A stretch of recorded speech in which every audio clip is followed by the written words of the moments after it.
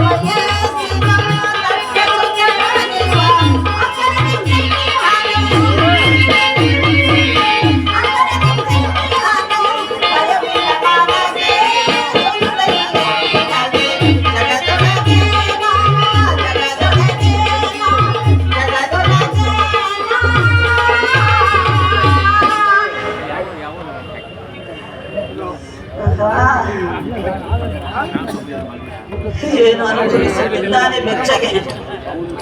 ಅನುಭವಿಸಲಿ. ಮನೋಹರ, ಸಾಕು ಕುಂತಿದ್ದು, ಬಾರಪ್ಪ ಸ್ವಲ್ಪ ಬರ. ಯಾರಮ್ಮ ನೀನು? ಯಾರಮ್ಮ? ನನ್ನಿಂದ ಏನಾಗಬೇಕು? ತಡೆಯಪ್ಪ, ಒಂದೊಂದು ಕೇಳಪ್ಪ. ಆಗಲೇ ಹೇಳಮ್ಮ. ನಾನು ಲಂಕಾಧಿಪತಿಯಾದ ರಾವಣೇಶ್ವರನ ಸಹೋದರಿಯು. ನನ್ನನ್ನು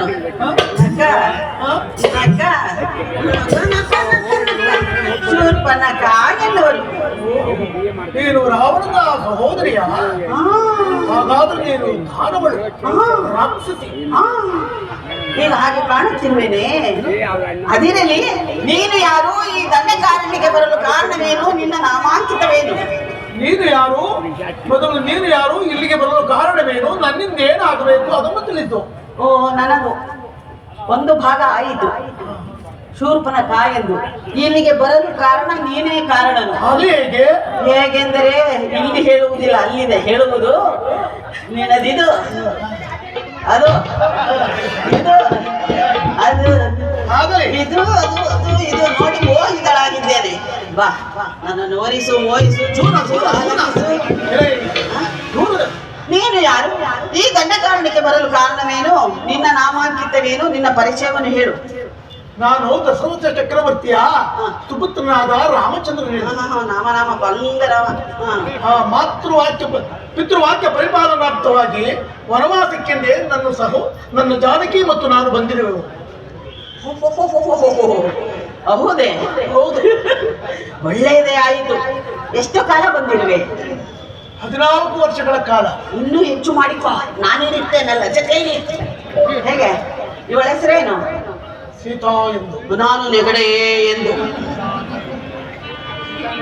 ಅವಳಿಗೆ ಹೇಗೆ ಕೈ ಹಿಡಿದಿದ್ದೀಯಾ? ನನ್ನಿಂದ ಏನಾಗಬೇಕು? ಅದಾಗಬೇಕು. ಅದು ಅದು ಅಲ್ಲ, ಸುಂದರಿ. ಸುಂದರ, ಈ ರೀತಿ ಮಾತನಾಡುವುದು ಎನ್ನಾದ ನಿನಗೆ ಶ್ರೇಯಸ್ಕರವಲ್ಲ. ಸರಿಯಾಗಿ ಮಾತನಾಡು. ನನ್ನಿಂದ ಏನಾಗಬೇಕು ಅದನ್ನು ತಿಳಿಯು. ಮದುವೆ? ಮದುವೆ ಆಗಬೇಕು. ಹಾಗಾದರೆ ನಾನೊಂದು ವಿಚಾರವನ್ನು ಹೇಳುತ್ತೇನೆ, ಕೇಳುವೆಯಾ? ನೀನು ಮದುವೆಯಾಗುವ ನಂತರ ಕೇಳುತ್ತೇನೆ. ನಾನು ಏಕಪತ್ನಿ ರಥಸ್ಥನು. ಏಕ ಇಲ್ಲಿಂದ ಏಕ ನೋಡು, ಈಕೆ ನನ್ನ ಪತ್ನಿ. ಇರಲಿ ಬಿಡು, ಅವಳು ಪತ್ನಿ, ನಾನು ಉಪಪತ್ನಿ ಆಗುತ್ತೇನೆ. ಚೆನ್ನಾಗಿರುತ್ತೆ. ಆ ಕಡೆ ಅವಳು, ಈ ಕಡೆ ನಾನು, ಆ ಕಡೆ ಅವಳು, ಈ ಕಡೆ ನಾನು. ಈ ರೀತಿ ಮಾತನಾಡು.